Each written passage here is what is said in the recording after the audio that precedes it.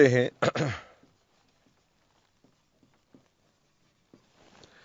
तो हमारी balance sheet के अंदर एक पार्ट है इक्विटी एंड लायबिलिटीज, और इक्विटी एंड लायबिलिटीज में मुझे बताना कितनी आइटम्स थी।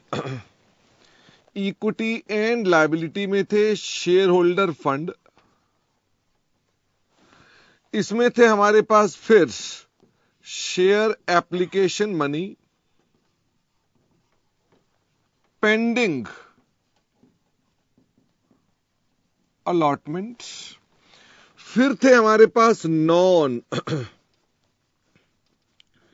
करंट लायबिलिटीज, और फिर थी हमारे पास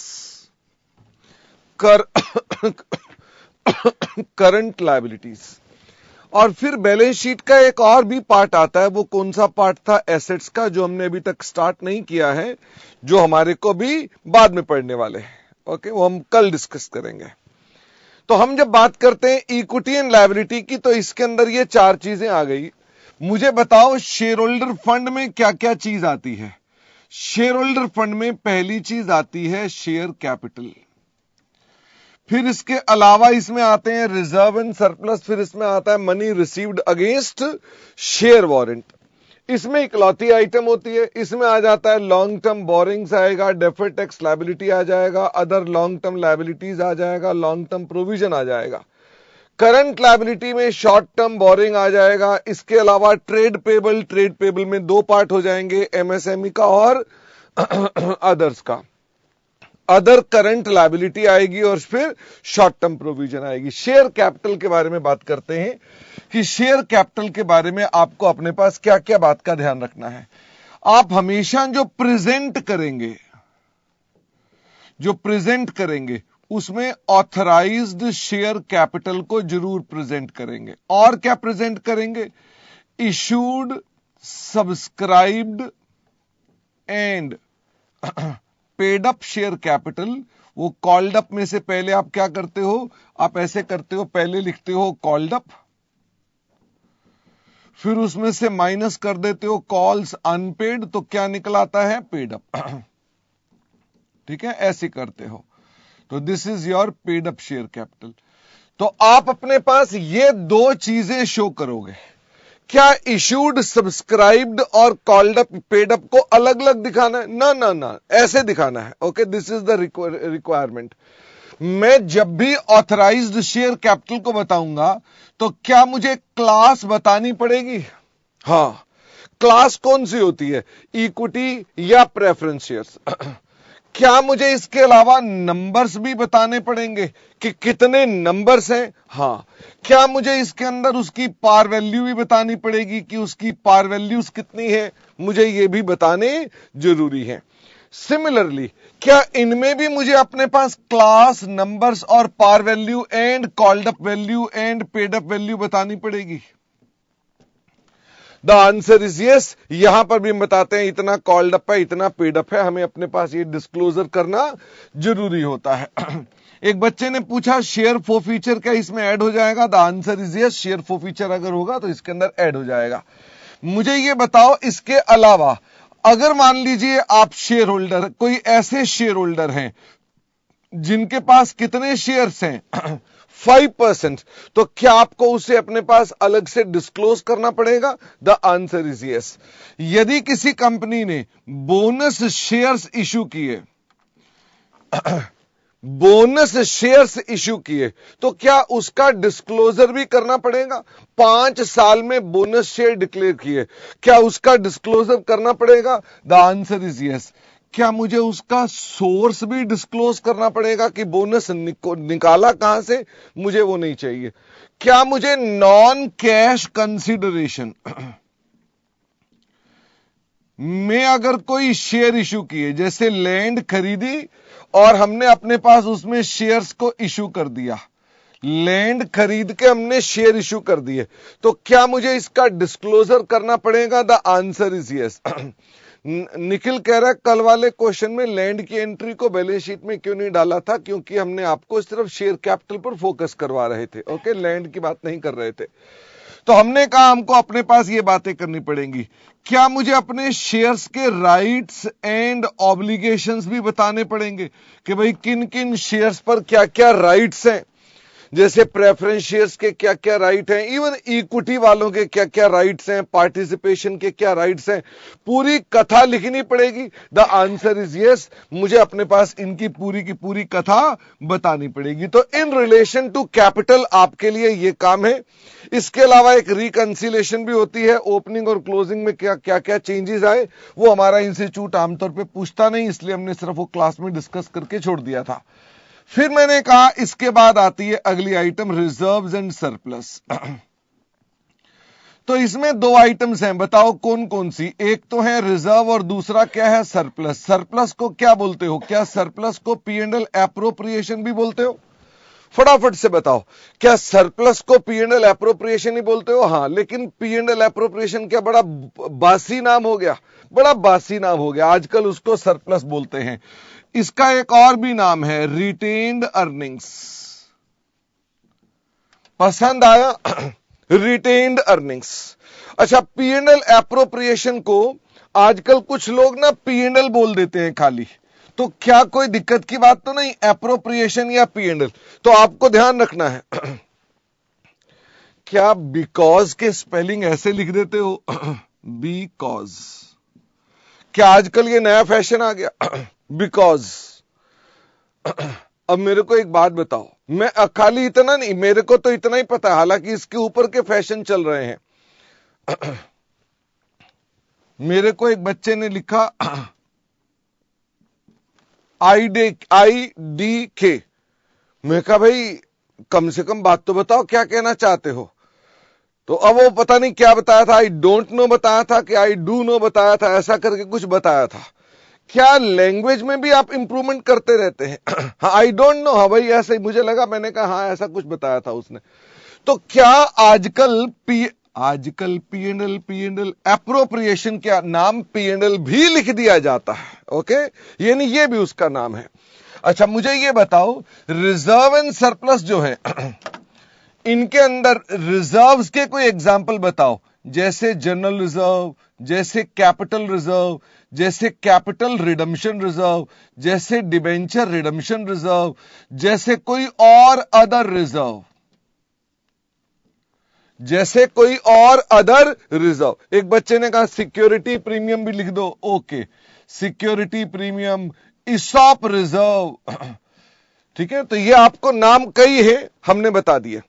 मजे की बात तो ये है, रिजर्व्स आमतौर पे पॉजिटिव ही होते हैं, लेकिन क्या आपको मालूम है सरप्लस पॉजिटिव भी हो सकता है या नेगेटिव भी हो सकता है? ये पॉजिटिव भी हो सकता है, नेगेटिव भी हो सकता है।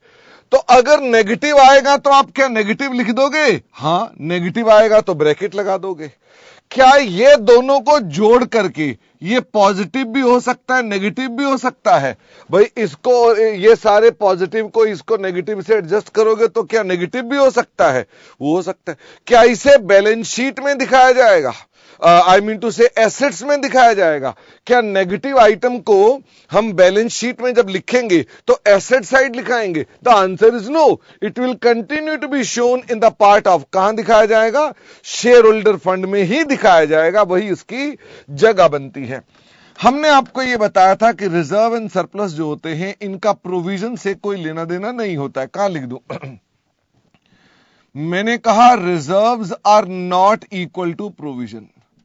तो मुझे ये बताओ प्रोविजन में क्या क्या चीजें होती हैं? प्रोविजन में एक जिम्मा होता है, प्रोविजन में क्या होता है? एक जिम्मा होता है, प्रेजेंट ऑब्लिगेशन।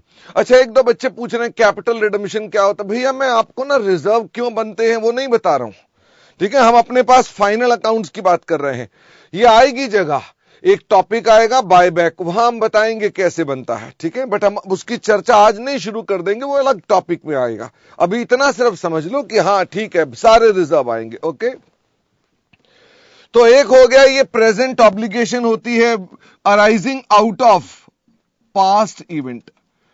पास्ट में कुछ ऐसा हो चुका है जिसने वो जिम्मा आपके सामने लाके रख दिया है। इसका मतलब क्या, पास में कुछ ऐसा हुआ है जिसने आपका जिम्मा खड़ा कर दिया है? हां, जिसको सेटल करने के लिए क्या करना पड़ेगा? जिसको सेटल करने के लिए आपको धन देना पड़ेगा, आउटफ्लो ऑफ रिसोर्सेस। अच्छा, धन क्या होगा? वो रुपए ही होंगे कि कोई और एसेट भी हो सकता है? क्या वो कोई धन रुपए ही होंगे कि कोई और एसेट भी हो सकता है? कोई भी एसेट हो सकता है। भाई मैं किसी को अपनी अमाउंट पे करने के लिए अपनी लैंड भी तो दे सकता हूं। ओके, तो यू कैन नॉट से कि नहीं ऐसे कैसे कर दिया। तो ये कोई भी एसेट हो सकता है विच कैन बी मेजर्ड, जिसको आप मेजर कर सकते हो रिलायबली। हां, एक बच्चे ने कहा ये जिम्मेवारी की प्रतिशत कितनी है?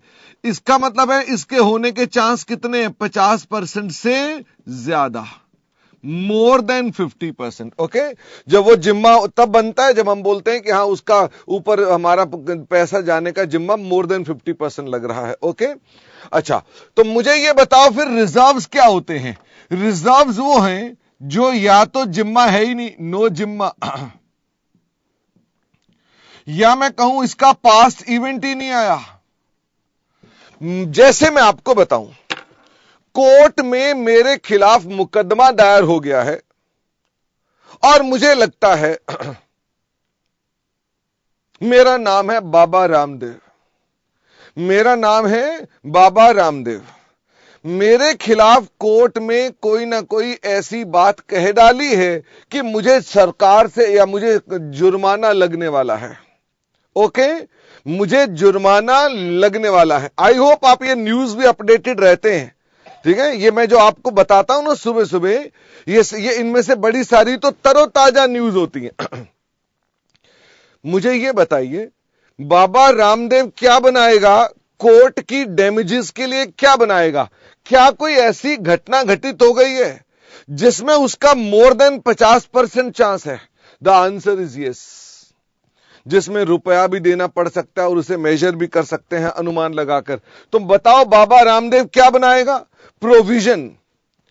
पर मैं बाबा रामदेव नहीं हूं। आपको मैं आज अपना बात बताता हूं बड़ी इंपॉर्टेंट। मैं सुबह क्लास खत्म करने के बाद आयुर्वेदिक डॉक्टर की दुकान चलाता हूं। पर मैं बाबा रामदेव नहीं हूं। कोई दिक्कत की बात है? आप अपना आकर के आप भी इलाज करा सकते हैं। वैसे आपको दिमाग के इलाज की जरूरत है। ठीक है, तो आप, मैं फिर से कह रहा हूं, मेरी भी आयुर्वेद की दुकान है। वैसे मुझे एक बात बताना, बाबा रामदेव के कॉम्पिटिटर कौन कौन है? मैं थोड़ा ज्यादा ध्यान नहीं है। और कौन कौन है आयुर्वेद के अंदर? जैसे बच्चे ने कहा डाबर वाले भी हैं। ओके, डाबर वालों की कोई ऐसी घटना घटित हो गई है कि उन्हें पैसे देने पड़ेंगे? फटाफट से बताओ, क्या डाबर वालों का कोई ऐसी घटना घटित हो गई है कि उन्हें पैसे देने पड़ेंगे? सुप्रीम कोर्ट ने बाबा रामदेव को तो पकड़ रखा है, पर डाबर को तो नहीं पकड़ रखा। पर डाबर भी थर थर कांप रहा है और उसने भी अपने पास प्रोविजन बना दी। तो क्या ये प्रोविजन बन रही है कि रिजर्व बन रहा है? फटाफट से बताओ। डाबर वाला ऐसे ही थर थर कांपे जा रहा है। ठीक है, तुम अपने बारे में याद करो। मैडम डांटती थी किसी और बच्चे को तो कई बार तुम थरथर नहीं कांपना शुरू हो जाते थे, तुम्हें लगता था कहीं मेरा भी नंबर ना आ जाए। ओके, याद करो फटाफट से। होमवर्क की कॉपी मैडम मांगती थी अगले 2 बच्चों से और तुम बैठे होते थे पीछे, तो तुम क्या थरथर कांपते थे कि यार मैं कहां बैठ गया आज इसके पीछे, पता चला इसके बाद मेरा नंबर आ जाएगा। ओके, तो ये बताओ, जिसको मैडम ने पकड़ लिया, क्या उसमें कोई घटना घटित हो गई है कि उसे पकड़ लिया है? हां, तो वो बच्चा क्या बनाएगा? फटाफट से बताओ, वो बच्चा क्या बनाएगा? वो प्रोविजन बनाएगा। पर आप क्या बनाओगे? आपको किसी ने पकड़ा नहीं, फिर भी आपने अपनी तैयारी करनी शुरू कर दी, तो आप क्या बनाओगे? रिजर्व। तो रिजर्व में और प्रोविजन में यह अंतर होता है। ठीक है, तो अब जैसे वर्ड जनरल रिजर्व, इसके नाम से ही पता चल रहा है कि भाई साहब किसका है ये भी पता नहीं है। ओके, इसका मतलब the reserves are like this, कि उनके अंदर कुछ ऐसा नहीं है। 1-2 बच्चे यहां बोल रहे हैं कि डिवेंचर्स रिडम्पशन रिजर्व में डिवेंचर्स को पैसे देने हैं। तो आपकी जानकारी के लिए बता दें, डिवेंचर रिडम्पशन रिजर्व में भी डिवेंचर्स के पैसे जो देने हैं वो लायबिलिटी वाले देने हैं, डीआरआर का पैसा कुछ नहीं देना। ओके, आप अपनी बैलेंस शीट में जब लिखते हैं तो बैलेंस शीट में debentures are liability, debenture redemption reserve, आप कहीं ये भी लायबिलिटी, तो डबल लायबिलिटी थोड़ी ना है। फील आए तो बताना, यू कांट से कि डिबेंचर्स भी लायबिलिटी है और डीआरआर भी लायबिलिटी है, दो दो थोड़ी ना है लायबिलिटी, एक ही लायबिलिटी है और वो लायबिलिटी डिबेंचर्स है, तो DRR is not any liability. Okay, तो I hope you are understanding my point. Share capital के नोट डिस्कस कर दिए ना। अब एक बच्चा अभी भी नींद से जागा, कह रहा शेयर कैपिटल के भी नोट है, बाद में वीडियो देख लेना। तो हमने कहा कि हमारे पास ऐसे ऐसे करके रिजर्व भी बनते हैं, तो प्रोविजंस को अलग दिखाया जाता है, रिजर्व्स को अलग दिखाया जाता है। फिर एक आइटम आती है money received against share warrant. ये एक आइटम होगी या नहीं होगी? सीधी सीधी बात है, ये क्या है? ये एक किस्म की रसीद है, for which shares will be issued in future. क्या आपको याद आया कल हमने चर्चा की थी, यह एक ऐसी रसीद है जिसके बदले में क्या मिलेंगे आपको? शेयर। पर कब मिलेंगे? फ्यूचर की डेट के अंदर मिलेंगे। तो उसके अंदर ये है हाँ राशि बेटा, ये डिस्क्लोजर वगैरह सारी बातें आ गई इसमें, और अलग से कुछ नहीं है, ठीक है। अच्छा, एक आता है share application money. Share application money भी एक रसीट है, for which shares will be issued in future. मुझे बताओ शेयर वारंट में और शेयर एप्लीकेशन में अंतर क्या है? शेयर वारंट में और शेयर एप्लीकेशन में अंतर क्या है? ये आमतौर पे with in few days, around 120 days में आप अलॉट कर देते हैं, लेकिन वारंट वाला जो है, यहां पर आप जो शेयर देते हैं वो बहुत टाइम बाद देते हैं, 2 साल बाद, 3 साल बाद। ओके, ऐसा होता है। हाँ मोहम्मद तबीश, अब एसेट्स पर कौन से रिजर्व होते हैं वो सब चर्चाएं बाद में करेंगे, अभी जितना हमने डिस्कस करना था करा, अभी और भी चीजें आती जाएंगी, ठीक है। इस टॉपिक में नहीं आएंगे तो कहीं और आएंगे, घबराइएगा नहीं। अच्छा, अब मैंने आपसे कहा कि नॉन करंट लायबिलिटी में कौन है? Long term borrowings. सबसे पहले आ गई लॉन्ग टर्म बोरिंग। मुझे बताइए कोई लॉन्ग टर्म बोरिंग्स में कोई एग्जांपल्स दीजिए, कौन कौन से आएंगे? जैसे डिबेंचर्स आएंगे, जैसे डिपॉजिट्स आएंगे, जैसे इन्हीं डिपॉजिट को क्या फिक्स डिपॉजिट भी बोलते हैं? हाँ, ये फिक्स डिपॉजिट भी आएंगे। क्या ये लोन भी आएंगे? लोन फ्रॉम डायरेक्टर आएंगे। क्या लोन फ्रॉम बैंक भी आएगा? लोन फ्रॉम बैंक भी आएगा। बैंक ओवरड्राफ्ट भी आएगा, बैंक ओवरड्राफ्ट भी आएगा। बैंक ओवरड्राफ्ट लॉन्ग टर्म कभी नहीं होता, वो यहां नहीं आएगा। ओके, तो इसका मतलब बैंक ओवरड्राफ्ट यहां कभी नहीं आएगा। अच्छा, लोन रीपेबल ऑन डिमांड, क्या ये भी यहां पर आएगा? Loan repayable on demand. बेटा ऑन डिमांड वाले जितने होते हैं, ऑन डिमांड वाले जितने होते हैं ये शॉर्ट टर्म होते हैं, क्योंकि ऑन डिमांड के अंदर मतलब ये पे करने के लिए कोई 2 साल वेट नहीं करना, कभी भी पे कर सकते हैं, इसलिए शॉर्ट टर्म होते हैं। अच्छा, क्या इसमें बॉन्ड्स भी आएंगे? The answer is yes. क्या इसमें डेफर्ड पेमेंट लायबिलिटीज भी आएंगी? भाई आपने कोई चीज होम लोन टाइप ले रखी है जिसकी पेमेंट आपने बहुत टाइम बाद करनी है, वो भी आएंगी। क्या इसमें फाइनेंस लीज ऑब्लिगेशंस भी आएंगी? The answer is yes, finance lease obligation में आएंगी। ये भी पेमेंट लटका के देनी है, ये भी लटका कर देनी है। एक हमारा इंस्टॉलमेंट परचेज होता है, एक हमारा हायर परचेज होता है। Type of contract separate, but कुल मिलाकर कॉन्सेप्ट एक ही होता है। हर्षित कह रहा है फिक्स डिपॉजिट तो एसेट होता है, वो नालायक है, कल की क्लास उसने की हुई नहीं है। ठीक है हर्षित, कल की क्लास दोबारा करना। तो हमने आपसे कहा कि ये हमारी लॉन्ग टर्म बोरिंग है। क्या लॉन्ग टर्म बोरिंग में आपको अपने पास सोर्स बताना पड़ता है कि कहां से आया? जैसे डायरेक्टर से आया, बैंक से आया, पब्लिक से आया, सोर्स बताना पड़ता है। क्या सिक्योर्ड या अनसिक्योर्ड है, यह भी बताना पड़ता है? द आंसर इज यस, हमें यह भी बताना पड़ता है। अगर मान लीजिए लॉन्ग टर्म बोरिंग में कोई करंट मैच्योरिटीज हैं, करंट मैच्योरिटीज का मतलब क्या होता है? जो पेबल है with in how much period? जो पेबल है विद इन 12 मंथ, वो हिस्सा जो पेबल है विद इन 12 मंथ, ये हम लेस करके शो करेंगे। ओ माय गॉड, इसका मतलब इसे लेस करेंगे। ओके तो आप लेस करके शो करेंगे। आई होप यू अंडरस्टैंड कि क्या करते हैं। मोहम्मद अरकम, एक बार पहले मिनट भी बात पूरी कर लो। ओके तो हमने कहा हम अपने पास इस प्रकार के लोन्स को शो करेंगे। अच्छा, फिर एक आइटम आती है deferred tax liabilities. Deferred tax liabilities ये बेकार है।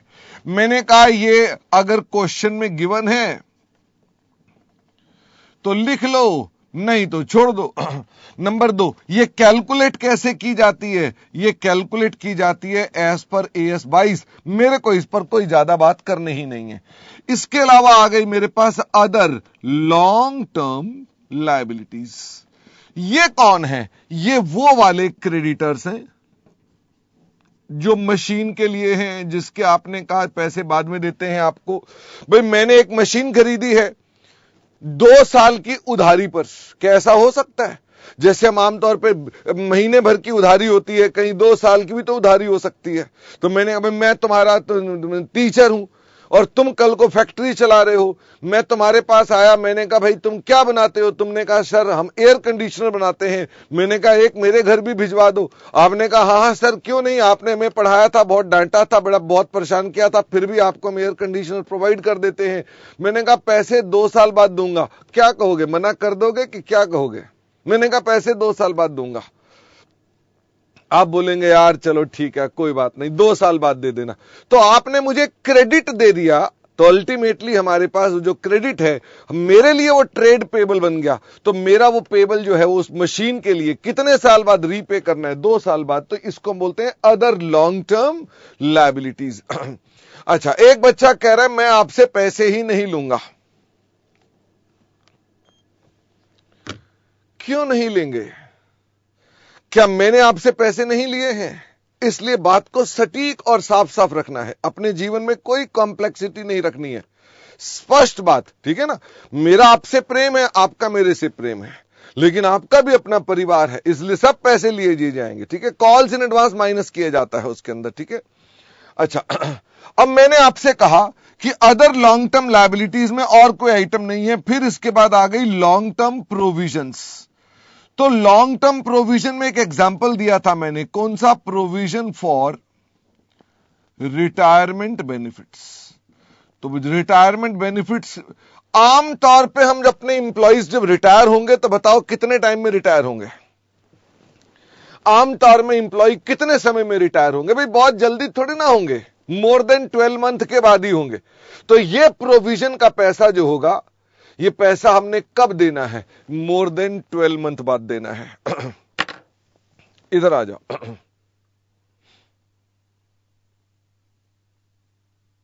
नेकपाल जी इधर आ जाओ।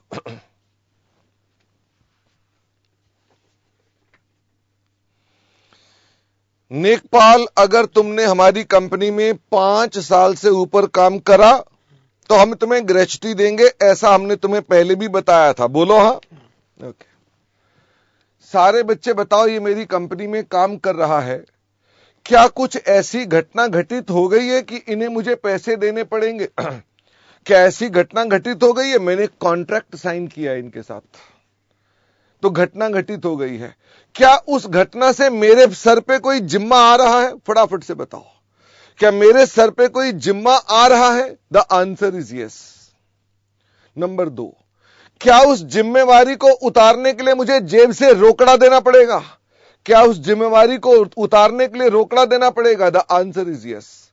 क्या उसको मेजर कर सकते हैं? तो हम अनुमान से मेजर कर सकते हैं, क्योंकि बाद में देना है तो अनुमान लगा सकते हैं।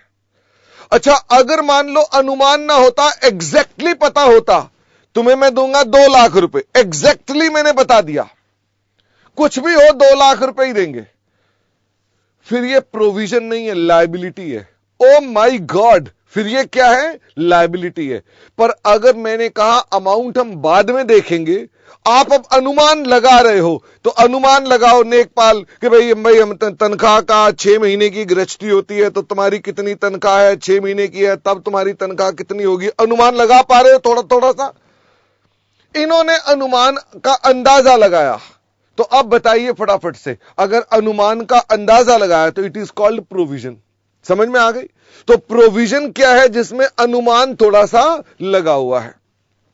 अच्छा, मैंने इंप्लॉय रखा नहीं है, ध्यान से सुनना, मैंने इंप्लॉय रखा नहीं है, मैं सोच रहा हूं कि मेरे पास एक और व्यक्ति होना चाहिए जो बोर्ड को रब किया करे।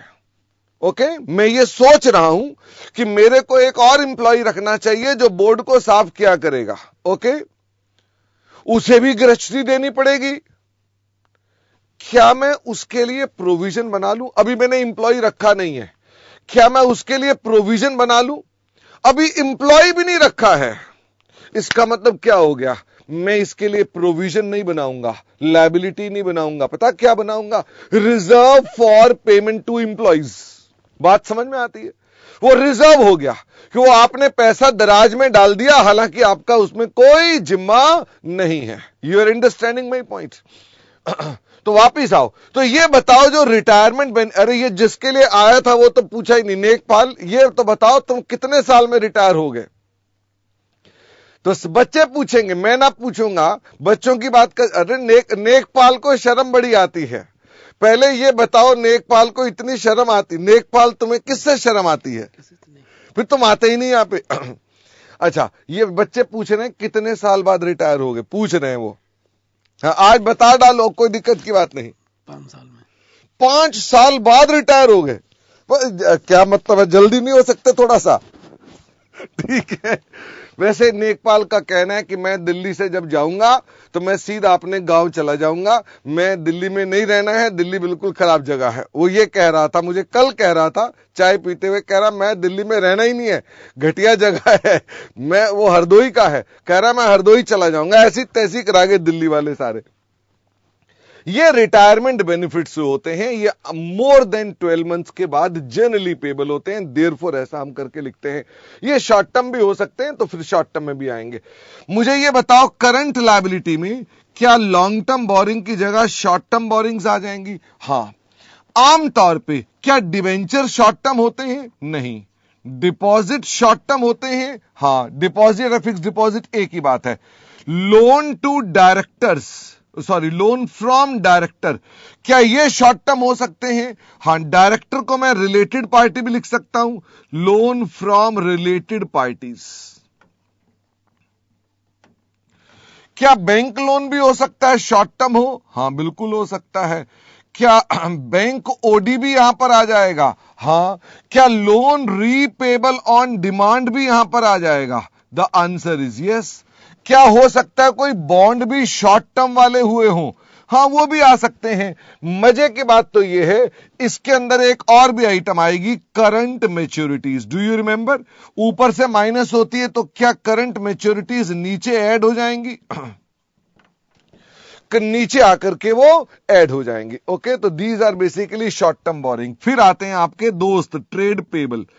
ट्रेड पेबल में हमें अलग अलग बताना चाहिए, एमएसएमई को कितने पैसे देने हैं और अदर्स को कितने देने। मैंने आपको काम भी दिया था, अपने माता पिता भाई बहन जो चार्टर्ड अकाउंटेंट है उनसे पूछो एमएसएमई का क्या झगड़ा। पूछा किसी ने? सबके सब नालायक हो तुम, किसी ने भी नहीं पूछा।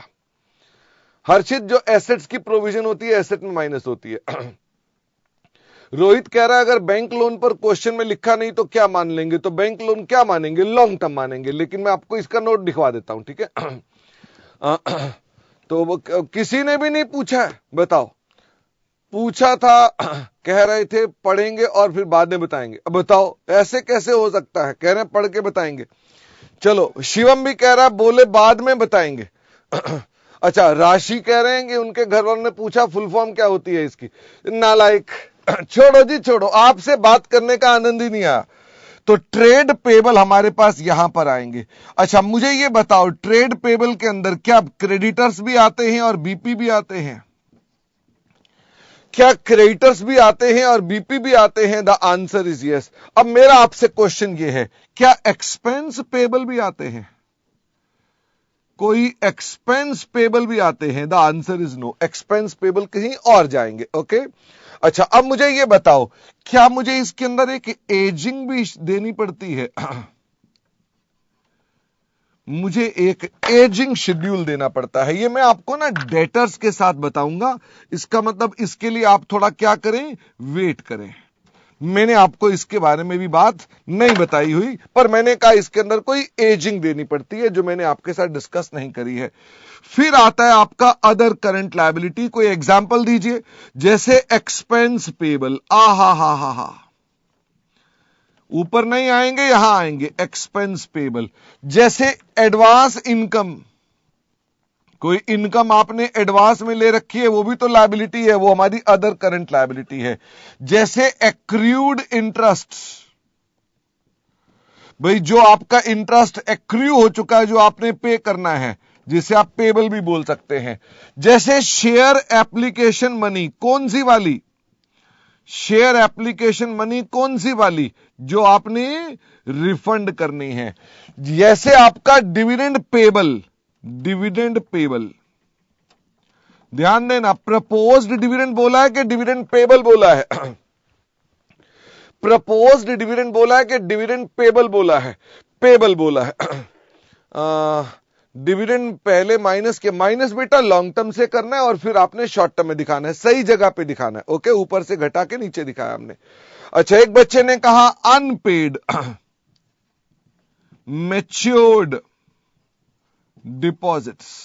भाई कोई अगर मान लीजिए डिपॉजिट है जो हमारे पास क्या हो गए, जो मैच्योर हो गए, तो वो यहां नहीं आएंगे, वो यहां पर आएंगे। अच्छा, क्या हमारे पास इसके अलावा कोई और भी आइटम्स हो सकते हैं? एक बच्चे ने कहा बैंक ओडी। बैंक ओडी डाल दिया ना यहां पर, बैंक ओडी बार बार थोड़ा ना आएगा। बैंक ओडी हमने कहां डाल दिया? शॉर्ट टर्म बोरिंग में डाल दिया। ओके, एक बच्चे ने हालांकि एक क्वेश्चन पूछा है, वो मैं बताना चाहता हूं। खाली बैंक लोन लिखा है तो क्या मानोगे? Long term.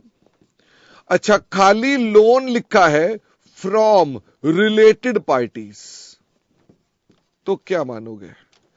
हमने लोन लिया है फ्रॉम रिलेटेड पार्टीज, तो क्या मानेंगे? मतलब डायरेक्टर से लिया है और सगे संबंधियों से लिया है, ये लॉन्ग टर्म मानेंगे कि शॉर्ट टर्म मानेंगे? है तो दोनों बोरिंग, पर ये क्या है बताओ? आप अपने रिश्तेदारों से कभी लोन का लेन देन करते हो तो उसकी डिफॉल्ट एजम्पशन क्या होती है? अपने रिश्तेदारों को कभी लोन देते हो या लेते हो तो लॉन्ग टर्म के लिए देते हो कि शॉर्ट टर्म के लिए देते हो? एक बच्चे ने लिखा है हम लॉन्ग टर्म के लिए देते हैं। किसने नालायक है? रिश्तेदारों को लोन जो दिए जाते हैं वो हमेशा किसके लिए दिए जाते हैं? Short term. इसका मतलब अगर क्वेश्चन साइलेंट है, इफ क्वेश्चन इज साइलेंट, तो आप ये एज्यूम करेंगे। ओके, अच्छा वैसे ये बताओ, क्या बैंक लोन शॉर्ट टर्म हो सकता है? फटाफट से बताओ, क्या बैंक लोन शॉर्ट टर्म हो सकता है? हो सकता है, लिखा होगा तो हो सकता है। क्या loan from related party long term हो सकता है? हो सकता है। मैंने कहा नहीं पता तो ये अज्यूम करना। Okay, your understanding? अगर पता है ये लॉन्ग टर्म है कि शॉर्ट टर्म है तो फॉलो करो उसको, नहीं पता है तो आप ये अजम्पशन लगाओगे। Okay, these are the assumptions. ये बच्चे ने पूछा था, उसकी बात कर रहे हैं। एक और बात करना चाहते हैं, proposed dividends.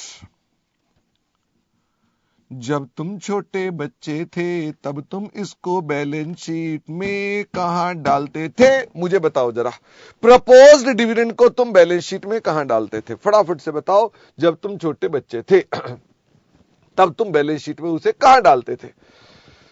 Very good, majority बच्चों ने ठीक बोला है कि सर हम इसे नोट्स में दिखाते थे। बिल्कुल ठीक कहा। 2016 से पहले हम इसे लायबिलिटी मानते थे, 2016 के बाद इसको हम लायबिलिटी नहीं मानते, क्योंकि ये प्रपोज्ड है।